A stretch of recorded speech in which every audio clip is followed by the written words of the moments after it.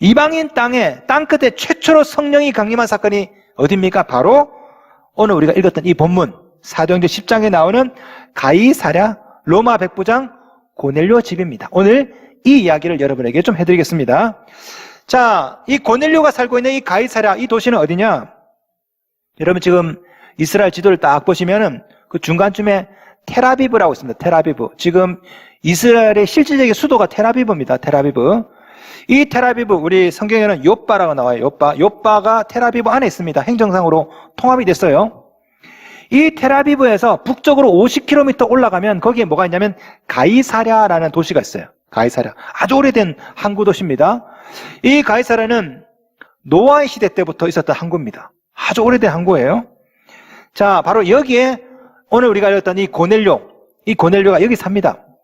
이 가이사랴는 로마가 이제 이스라엘을 통치할 때 일종의 유대의 수도였어요. 수도.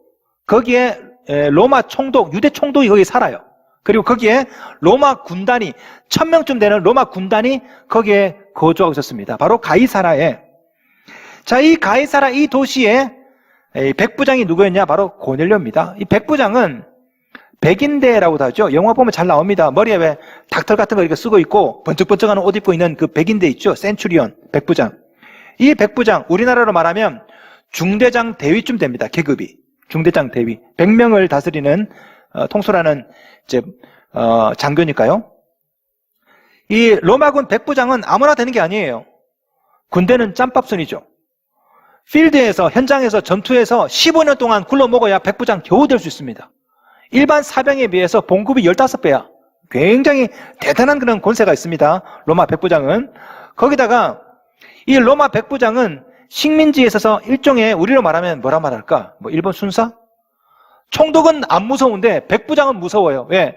그 지역에 실질적으로 권력을 행사하는 사람이 백부장이거든요. 그래서 백부장에게 뇌물도 많이 줬습니다. 그래서 백부장 한번 끝나고 나면 돈을 어마어마하게 모았다라는 그런 기록들이 많이 있어요. 그 정도로 백부장은 굉장한 지위에 있는 사람입니다.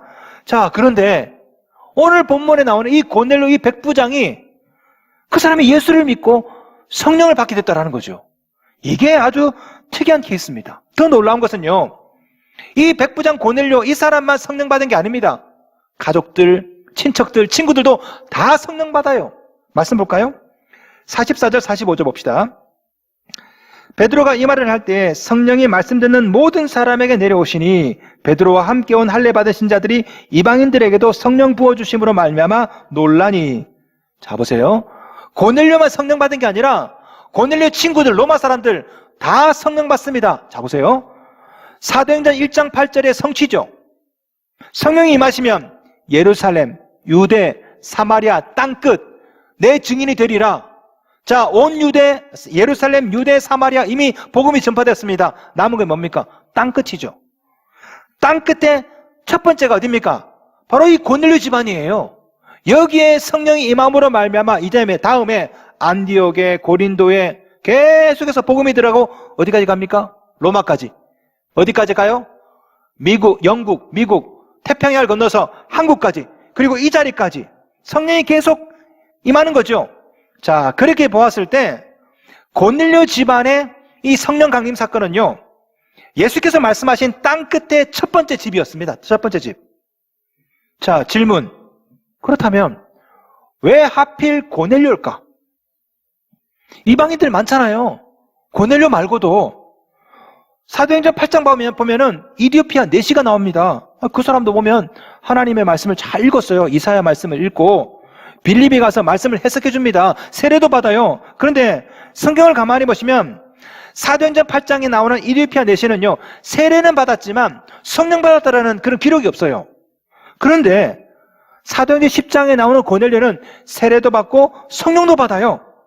고넬료 덕분에 고넬료 친구, 친척들 다 성령 받습니다. 이유가 뭘까요? 왜 하필 이디오피아 내시가 아니라 왜 고넬료일까? 로마에 수많은 이방인들이 있는데, 이스라엘에 수많은 이방인들이 있는데 왜 하필 하나님은 고넬료를 거기서 이렇게 선택을 해서 이렇게 성령 강림 역사가 나타나게 하셨을까? 물론 여러 가지 이유가 있습니다. 고넬료는 이방인 로마 사람이고요. 또 백부장, 신분이 높은 장교입니다. 복음이 인종, 신분의 장벽을 뛰어넘는 좋은 사례이기 때문에 아마 고넬료를 선택하셨겠죠. 그런데 오늘 말씀을 가만히 보면 고넬료야말로 아주 이상적인 신앙인의 모습을 보여주고 있습니다. 제가 볼 때 신약을 통틀어서 가장 매력적인 신앙인을 꼽으라 한다면 제가 볼 때 고넬료예요. 고넬료. 여러분은 이 고넬료를 잘 읽으시면서 여러분의 신앙의 롤 모델로 좀 삼으시기 바랍니다. 그렇다면 고넬료는 어떤 사람이었을까요? 자, 첫째, 고넬료는 기도의 사람이었습니다. 기도의 사람. 신앙인은 기도하는 사람이죠. 교회는 기도하는 곳입니다. 만민이 기도하는 곳. 기도가 신앙생활이고 신앙생활이 곧 기도예요. 자, 성경은 고넬료를 이렇게 소개합니다. 2절 말씀 보겠습니다. 2절. 그가 경건하여 온 지방과 더불어 하나님을 경외하며. 자, 로마 장교인 고넬료가 어떤 경로로 식민지 백성들이 믿는 그 하나님을 만났는지 모르겠지만 뭐 어떤 식으로든 만났겠죠. 하인들이 읽는 거 보고 야, 니네들 뭐 읽냐? 모세오경인데요. 그거 가져와봐. 아마 읽다가 하나님을 알았겠죠. 그런데 성경 보시면 그 뒤에 하나 더 써놨어요. 2절 말씀 봅시다. 끝에 하나님께 항상 기도하더니 돼 있죠. 식민지 백성들이 믿는 하나님을 어떤 경로들 믿게 되었는데 그 다음에 한 걸음 더 나아가서 기도했대요. 그런데 성경 보시면 항상 기도했다. 여러분, 이 항상 기도했다, 이 디아판토스라는 말은 뭐냐면은 모든 것을 통하여, through everything, 모든 걸 통하여라는 뜻입니다. 항상이 always가 아니라 through everything, 디아판토스, 모든 것을 통해서. 무슨 말이냐면 이 사람은, 이 고넬료는 뭐 집에 있든 직장에 가든 길을 가든 뭘 하든 밥을 먹든 뭘 하든 항상 모든 것을 통해서 기도와 함께 살았던 사람이다. 누구나 믿을 수 있습니다. 그러나 기도를 열심히 하면 믿는다라는 거, 이거 좀 대단한 거죠. 물론 누구나 기도 열심히 할 수 있어요. 그러나 비가 오나 눈이 오나 늘 기도하고 항상 기도하는 것은 이건 특별한 믿음 아닙니까? 오늘 본문에 나오는 고넬료가 그랬어요. 항상 기도했다. 늘 10장 2절 하나님께 항상 기도하더니, 이 기도하다 헬라어가 보시면요 현재 분사형입니다. 항상 기도하고 지금도 기도하고 있다. 여러분 잘 보세요. 이렇게 고넬료가 항상 기도했더니 어떤 역사가 나타났습니까? 하나님이 나타나요. 우리 10장 5절 말씀, 천사가 나타난다고요. 5절, 내가 지금 사람을 욥바에 보내어 베드로라는 시몬을 청하라. 이런 음성을, 천사의 음성을 듣게 됩니다. 기도하면 이런 일이 생겨요. 여러분도 마찬가지입니다. 기도하시면 하나님의 음성을 듣습니다. 가끔 기도를 몰아서 하는 분이 있어요. 몰아서. 그것도 안 하는 것보다 나은데 기도는 꾸준히 항상 하셔야 돼요. 어떤 분은 문제가 생기면 기도하는 분이 있습니다. 교통사고 나고 암 걸리고 애가 문제가 생기고 그러면 이제 새벽에 나와서 기도하는데, 여러분 그러면 인생이 늘 문제가 가득해요. 왜? 쟤는 문제가 있어야 교회 나오니까, 문제가 있어야 기도하니까. 여러분 문제가 있을 때 몰아서 기도하지 마시고 고넬료처럼 항상 기도하십시오. 그러면 천사가 나타나서 여러분이 고민하고 있는 문제에 대해서 답을 해결해 주시라 믿습니다. 그런 면에서 이 고넬료는 기도의 롤 모델입니다. 기도의 사람, 항상 기도하는 사람. 자, 두 번째, 고넬료는 기도의 사람이었을 뿐 아니라 말씀의 사람이었어요. 말씀의 사람. 이 고넬료를 보면요 말씀을 얼마나 사모하는지 모릅니다. 자, 천사를 통해서 계시를 받습니다. 야, 고넬료야, 저기 텔아비브 욥바에 있는 베드로라는 사람, 그 사람 불러와서 말씀을 들으라. 이 얘기를 듣고 고넬료가 깜짝 놀랍니다. 그래서 자기 종들 중에 고르고 골라서 욥바 텔아비브에 보내요. 가서 고넬료라는 사람을, 아니 베드로라는 사람을 찾아와라. 그래서 베드로라는 사람을 찾아오도록 보냅니다. 25절 말씀 보겠습니다. 25절. 자, 이 베드로가 고넬료 집에 딱 왔을 때 어떻게 했는가 볼까요? 25절. 마침 베드로가 들어올 때 고넬료가 맞아 발 앞에 엎드려 절하니, 마치 기다렸다는 듯이 고넬료가 얼른 가서 엎드리고 절하죠. 자, 이 장면을 베자 사본, 이 성경을 카피한, 복사한 또 다른 사본이 있어요. 베자 사본에서는 이렇게 기록합니다. 들어보세요. 베드로가 가이사라에 가까이 왔을 때 고넬료가 뛰어나와 그를 맞았다. 뛰어나와서 얼마나 기쁜지, 얼마나 기다렸는지 뛰어나와서 거기다가 엎드려 절합니다. 흥미로운 것은 이 절하다, 프로스퀴네오라고 하는데요, 그리스어로. 이 단어는 하나님께 경배할 때 혹은 황제를 아련할 때 쓰는 단어입니다. 그런데 오늘 본문에 보면요, 고넬료가 베드로에게, 로마 장교가 식민지 백성에게 이렇게 하고 있다는 거예요. 마치 황제를 아련하듯이. 하나님께 예배드리듯이 프로스키네요. 엎드려서 절했다. 질문. 왜 그랬을까요? 왜? 베드로가 하나님의 말씀을 맡은 자이기 때문에 그렇죠. 그래서 마치 하나님께 하듯이 고넬료가 그렇게 하고 있는 것입니다. 여러분 잘 보세요. 제가 목회해보니까 그렇습니다. 이 중에 어떤 사람이 제일 은혜 받을까요? 어떤 사람이?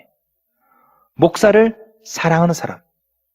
하나님의 말씀을 맡은 그 사람을 사랑하는 사람이 목사의 말씀도 잘 듣는 거예요. 자, 어떤 사람이 은혜를 적게 받습니까? 목사에게 시험 든 사람. 목사가 싫으니까 목사에게 전하는 말씀도 안 들리는 거죠. 제가 가만히 보니까 은혜 받는 비결이 이거더라고. 목사를 사랑하는 거. 제가 목사 되기 전에 잘 몰랐어요. 목사가 돼서 목회를 해보니까 그래. 시험 든 사람 말씀 안 들어. 나 좋아하는 사람 말씀 잘 들어. 저는 제가 목사지만 목사의 이 위치나 자리를 잘 과소평가했습니다. 근데 제가 목회를 해보니까 이게 참 중요하구나 그런 생각이 들었어요.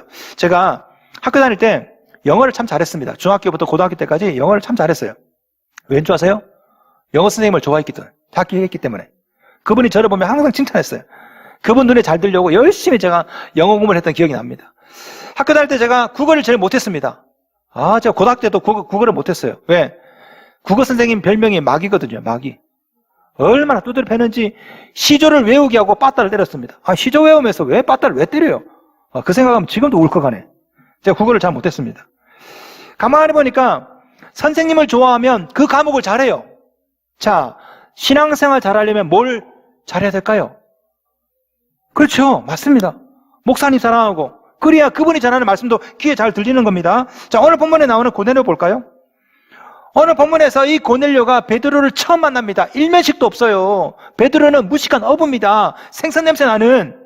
그런데 로마 장교 고넬료가 식민지 백성, 그것도 가장 천한 직업 중에 하나인 어부에게 가서 엎드려서 절합니다. 발 아래 엎드려서. 여러분 이게 쉬워요? 대단한 겁니다. 천사를 통해서 저 베드로가 하나님의 말씀을 맡았다 이 얘기 하나만 듣고 마치 하나님 보듯이 엎드려서 절하고 있는 거죠. 자, 33절 볼까요?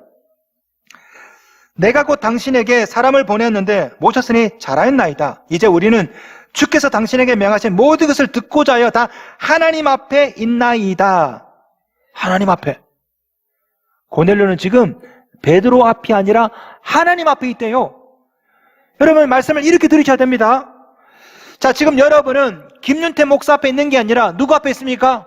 하나님 앞에 있다고. 하나님 앞에. 이런 심정으로 말씀을 들으셔야 말씀이 귀에 잘 들려요. 여러분 말씀이 왜 안 들립니까? 이 자리에 하나님이 있다라고 생각 안 하고 김윤태가 있다고 생각하니까 안 들리는 거죠. 핸드폰하고 주복 교정하고 딴짓하고. 만약에 이 자리에 하나님이 계셔서 지금 여러분에게 말씀하고 있다라고 생각한다면 여러분 자겠습니까? 저는 못 잘 것 같아요. 하나님 앞에 있다면. 고넬료처럼 말씀을 들을 때마다 하나님 앞에 있나이다라고 들으시기 바랍니다. 그래야 여러분에게도 성령의 역사가 나타나는 거예요. 자, 이처럼 고넬료는 기도의 사람이었고 말씀의 사람이었습니다. 완벽한 신앙인의 모습이죠. 신앙생활 이 두 가지 아닙니까? 기도하고 말씀 보고. 자, 그런데 고넬료에게는 이것만 있었던 것은 아니에요. 고넬료는 더불어 믿는 믿음을 가지고 있었습니다. 더불어 믿는 믿음. 혼자만 은혜 받는 것이 아니라 여러 사람과 함께 은혜를 받는 나누는 믿음. 보통 말씀을 사모하면 혼자만 듣지 않죠. 나누고 싶어요. 링크도 막 보내고 이것도 들어보라고 그러고. 제 설교가 일주일에 3번 정도 방송에 나갑니다. 화요일에 TV에 한번 나가고요. 목요일과 주일에 각각 라디오에서 기독교 두 매체에서 제 방송이 나가고 있는데 한 번은 CBS를 통해서 제가 한 기독교 방송을 통해서 저한테 그런 사연을 제가 들었습니다. 이번 주에 목사님 설교가 나가고 난 다음에 몇 주 전에 목사님 설교가 나가고 난 다음에 한 청취자가 다시 듣기로 제 설교를 100번을 들었대요. 100번을. 그리고 제 설교 CD를 다량으로 주문했답니다. 그 방송국에 얘기하면 CD를 보내주거든요. 다량으로 주문했대요. 그래서 물어봤답니다. PD가. 그거 뭐 하시려고 했더니 주위 사람에게 나눠주려고요. 그 얘기를 제가 듣는데 저는 그 설교가 무슨 설교인지 기억이 안 나더라고요. 설교 제목도 기억이 안 나고 내용은 뭐였지? 이렇게 참 제가 이렇게 부실합니다. 제가 설교한 사람 기억 안 나는데 듣는 사람이 이렇게 100번씩 막 듣고 그렇다고 그러더라고요. 오늘 본문에 나오는 고넬료가 이랬습니다. 고넬료가 베드로를 초청하고 혼자만 듣지 않아요. 주위 사람에게 막 얘기합니다. 같이 들어요. 말씀 볼까요? 24절 말씀. 이튿날 가이사랴에 들어가니 고넬료가 그의 친척과 가까운 친구들을 모아 기다리더니 돼 있죠. 베드로가 오기 전에 친척, 친구들 다 모아서 기다립니다. 아직 베드로가 누군지 몰라요. 고넬료는 일면식도 없다고. 그럼에도 불구하고 사람들을 모아서 기다립니다. 여러분 한번 생각해 보세요. 고넬료가 뭐라고 꼬셨을까? 나 처음 가면 이거 묻고 싶어요. 도대체 어떻게 약을 치셨길래 친구 친척들 다 데리고 이렇게 왔습니까? 이 기다린다 헬라어로 프로스토카오라 말인데요. 이 말은 뭐냐면 거지가 부자의 적선을 기다리는 것처럼 그렇게 뭘 줄까? 오늘 본문에 나오는 고넬료와 친구 친척들이 다 이렇게 기다리고 있었대요. 무슨 말씀을 들려줄까? 도대체 고넬료가 뭐라고 말했길래 이 집에 다 이렇게 불러 모아서 기다리고 있을까? 아마 이랬겠죠. 김희태 목사님 설교 들어봤어? 안 들어봤으면 말을 하지 마라. 내가 지난주에 임했잖아. 임했어 그분. 더워 임했잖아. 듣고 설사했잖아. 변비 고쳤어. 뭐. 예? 졸음이 오는데 아이고 내가 불면증 고쳤잖아. 이건 아니구나. 하여튼 어쨌든 이 고넬료가 친구들에게 친척들에게 이렇게 얘기한 거예요. 베드로라는 분이 온대. 예? 그분 들어봤어? 힘이 얼마나 좋은지 막 배 들어 그냥 이 사람은. 뭐라 말했을까 도대체? 예? 친구들한테 막 다 죄다 모아놨습니다. 얼마나 잔뜩 말을 이렇게 잘했는지 잔뜩 기대하고 마치 부자가 적선하는 것을 기다리는 거지처럼 그렇게 기다리고 있습니다. 베드로와 친구와 친척들 다. 뭐라 말했을까 도대체? 진짜 궁금하네. 예? 이 기다리다 헬라어 단어가 미완료 현재 과거 분사입니다. 무슨 말이냐면요. 언제부터인지는 모르는데 어느 순간부터 계속 베드로를 기다리고 있는 겁니다. 언제 오나 언제 오나. 여러분 이 가이사랴에서 텔아비브 요빠까지 거리가 몇 킬로라고? 50km. 50km면 대전에서 천안쯤 됩니다. 왔다 갔다 합이 100km. 아무리 빨리 걸어도요 이틀은 걸립니다. 이틀은. 자 그렇다면 이 고넬료가 이 사람들 첫날은 아니었고 아마 둘째 날이었겠죠. 친구 친척들 다 집에 불러 모읍니다. 자 베드로가 옵니다. 베드로가. 근데 베드로가 언제 올 줄 알고? 아침에 점심에 저녁에 언제 올 줄 알고? 몰라요. 지금 핸드폰 있는 것도 아니니까 아마 언제부턴가 계속 기다리고 있는 겁니다. 친구 친척들. 자 얼마나 집에 가고 싶었을까? 아마 그랬겠죠. 언제 온다고? 와 아직 안 왔어? 내가 기다려야 되는데 지금 바쁜데 나 집에 가야 되는데. 고넬료가 있어봐. 조금만 더 기다려봐. 1시간만 더 기다려봐. 온다니까. 야 여러분 이 성경은 안 나오지만요 얼마나 이 고넬료가 친구 친척들을 계속해서 붙잡고 있었을까. 이 고넬료의 열심 여러분 상상되지 않습니까? 현대어 성경입니다. 24절. 이튿날 그들이 가이사랴에 도착해보니 고넬료는 친척과 친구들을 불러놓고 베드로를 기다리고 있었다. 옛날부터 몇 시간 전부터 어쩌면 아침에부터 계속해서 기다리고 있는 거죠. 자 드디어 베드로가 도착했습니다. 하나님의 말씀을 증거합니다. 예수 그리스도의 죽음, 부활. 자 증거하자 놀라운 일이 생기죠. 44절. 베드로가 이 말할 때에 성령이 말씀 듣는 모든 사람에게 내려오시니 말씀 도중에 성령이 임해요. 이방 땅에 최초로 성령이 강림한 겁니다. 말씀을 잘 보시면 고넬료 혼자에게만 임한 게 아니에요.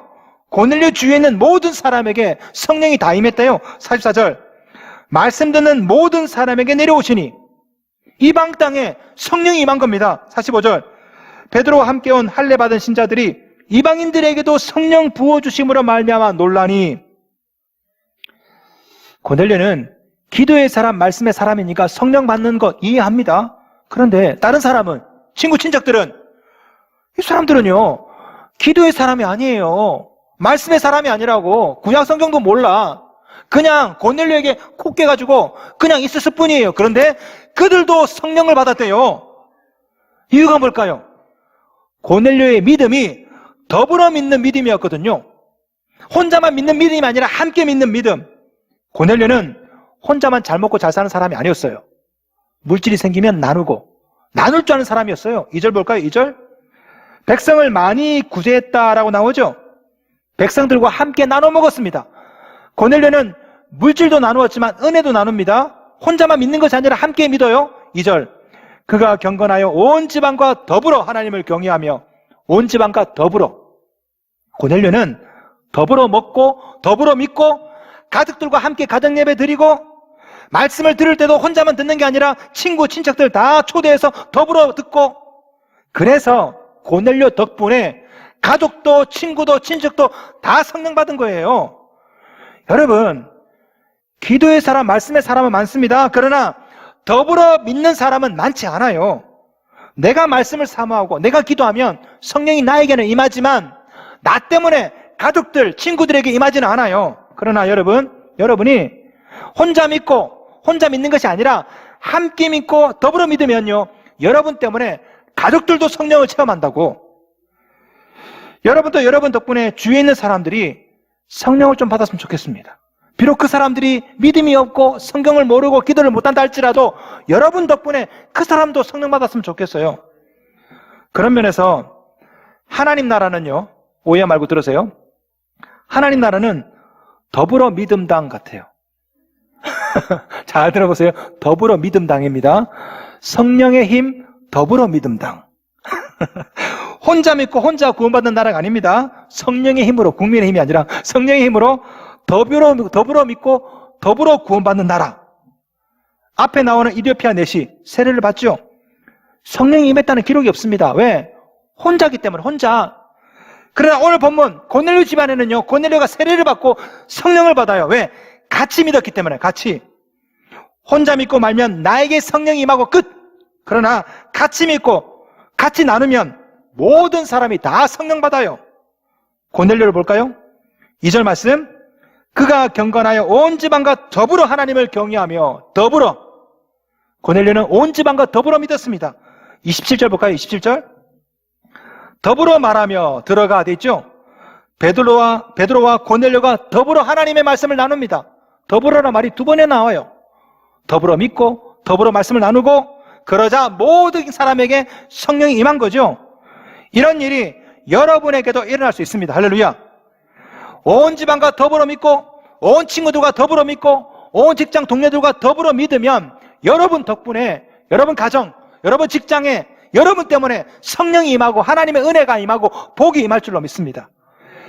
하나님이 원하시는 것은 여러분 혼자 믿고 혼자 구원받고 혼자 성령 받고 혼자 부자 되고 이게 아니에요.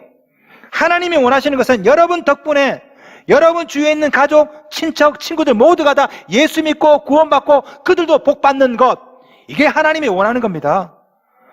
여러분이 고넬료가 되어 주십시오. 온 집안과 더불어 믿으십시오. 친구와 친척들 다 불러 모아서 말씀을 들으십시오. 그럴 때 여러분 덕분에 아무 믿음도 없는 여러분 가족들이, 친구들이 오히려 여러분 덕분에 그들도 성령을 체험하게 될 줄로 믿습니다. 44절. 베드로가 이 말할 때에 성령의 말씀 듣는 모든 사람에게 내려오시니, 오늘 이 자리에 오신 여러분에게 성령이 임하셨습니다. 할렐루야.